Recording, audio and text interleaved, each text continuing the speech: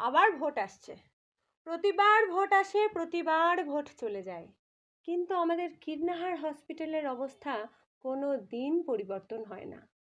পরিবর্তন ছাড়াই একইভাবে পড়ে থাকে।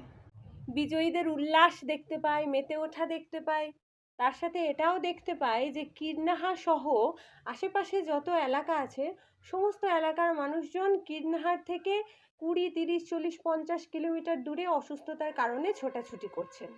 বিশেষ করে মা বোনেদের অবস্থাটা একবার ভাবো, তাদের পরিস্থিতি আরও বেশি ভয়ঙ্কর।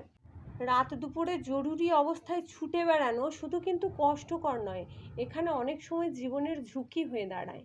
আমাদের এই কীর্ণাহার হসপিটাল নিয়ে অনেকবার অনেক কথা উঠেছে, কিন্তু এর পরিকাঠামো কখনোই উন্নত হচ্ছে না।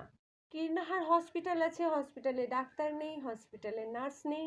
আমাদের পুরো কীর্ণাহারবাসীর হয়ে আমি বলছি, আমাদের দাবি কিন্তু খুব সাধারণ। অন্তত আমাদের মাদের, আমাদের শিশুদের চিকিৎসাটা কীর্ণাহার হসপিটালে হোক। কীর্ণাহারবাসী হয়ে আমরা এইটুকু ভরসা তো পেতেই পারি, তাই না?